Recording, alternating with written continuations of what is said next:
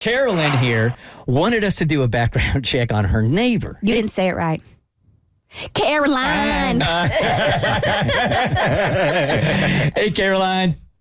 Hey, how are you guys? Good. How are you? I'm doing okay. Thank you so much for doing this for me. This has been really great. So Okay, what's going on that's shady with your neighbor that you really wanted to find out what they were all about? yeah, so I'm a single woman in my late 20s. I'm completely alone. I bought my first house all by myself. And I bought it in like this really beautiful, like secluded wooded area. There's just like a few neighbors. And my neighbor, he's a single guy, I believe, he looks like maybe he's like in his late 50s, but I just get like really weird vibes from him. And like, he takes like long walks and by my house, and I feel like he's watching it. Mm-hmm. And I get like the heebie-jeebies, you know, and, I don't know, like one time he walked past my house like multiple times a day. And I don't know, I just feel like I'm really proud of myself because I did this all by myself, but maybe I should have done more research beforehand and checked out who my neighbors were. Like, I don't know, I'm just feeling really uncomfortable. And that's why I was like, I have to call you guys and do the background check thing. I don't know. I'm hoping it'll give me some peace of mind and just maybe ensure my safety a little bit so I can, you know, get back to enjoying my first really big, like, adult thing that I did, you know? How often do you have interaction with your neighbors that this would really be a big deal if we found something kind of shady on that background? The great question. You know, we do live far apart. There's definitely like distance between each house. So it wouldn't be frequently at all. It's not like I would run over for a cup of salt or something, you know? So it wouldn't be frequent. I just think that it would, like, I would be able to watch horror movies again in my house. Caroline, for you, like, what's the worst case scenario in your head? Like, when you see this guy walking past your house once, twice, 7 times, in your head, like, what do you think is, like, the worst case scenario of him having in his, like, what is the worst skeleton you think we could find in his closet? Yeah, I'm, just like that he murdered someone. Oh, jeez. Oh, hey. Yeah, well, that doesn't get any worse than that. Yep, there's that. That's pretty bad. Caroline, are you a true crime fan? I mean, I do. I do. Okay. I do love it. So I don't know.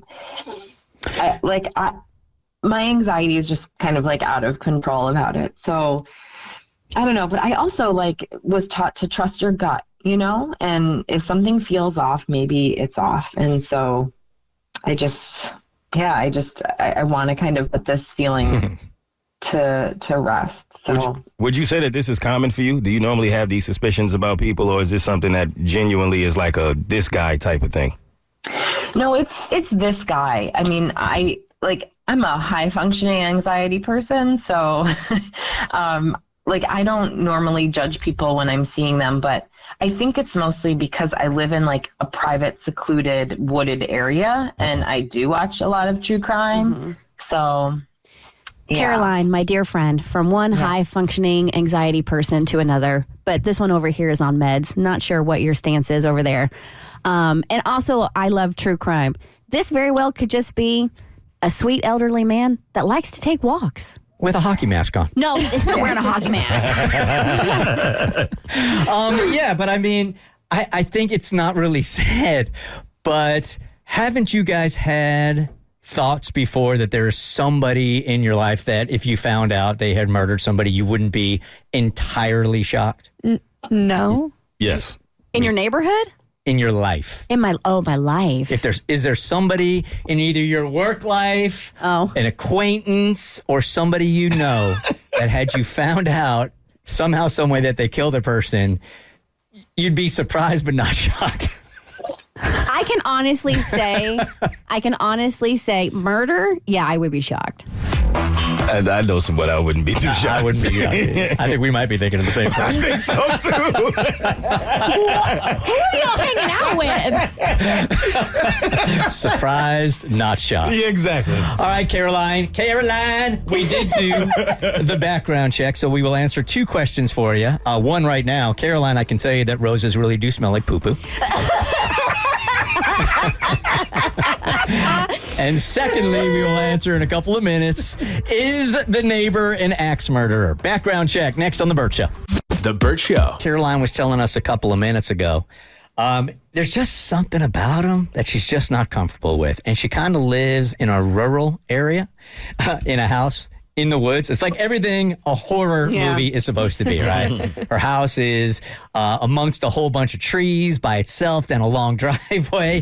And every now and then she sees this dude and he just kind of gives her the creeps.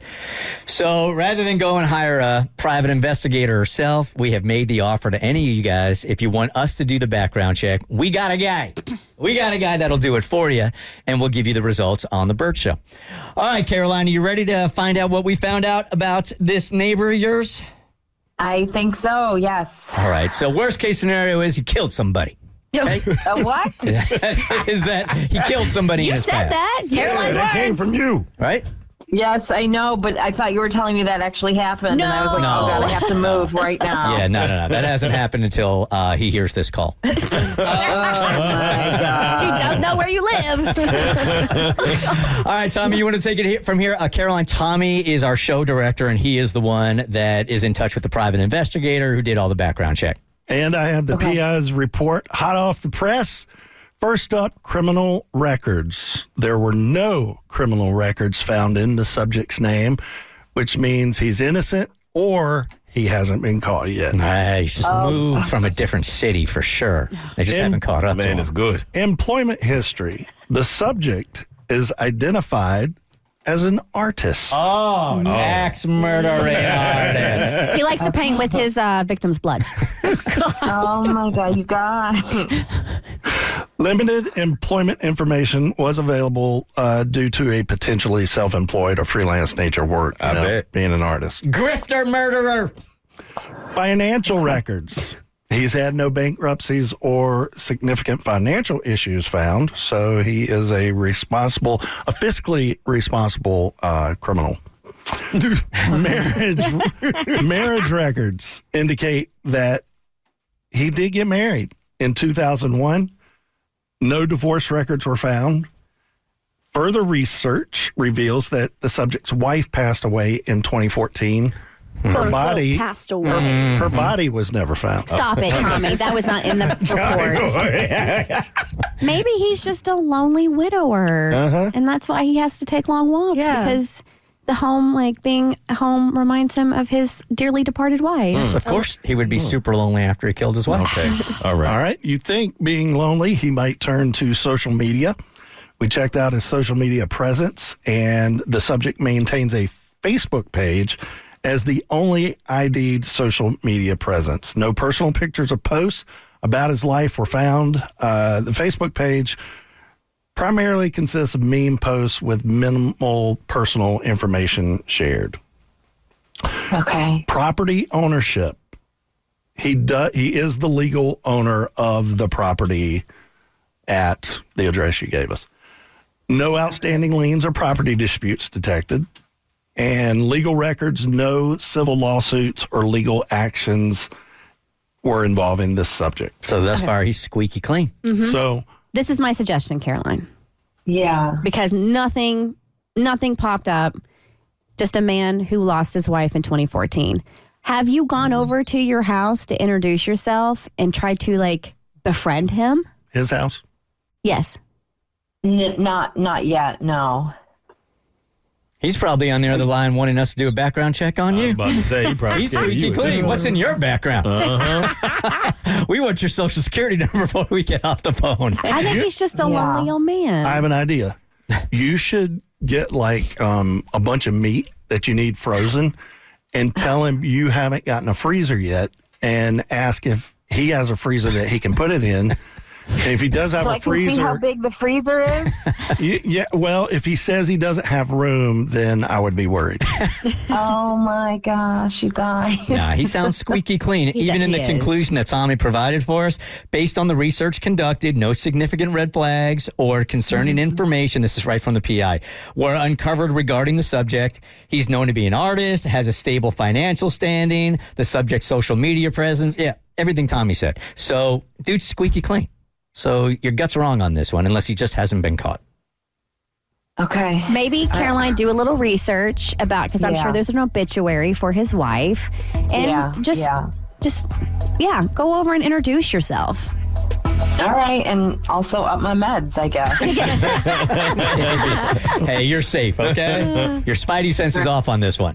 Are All right, serial thank you. killers artists? Or he just hasn't got caught yet. Yep. Possibility. We don't know. It's the Bert Show. The Bert Show. Hey, did you like what you just watched? Don't forget to like and subscribe and leave a nice comment, if you will.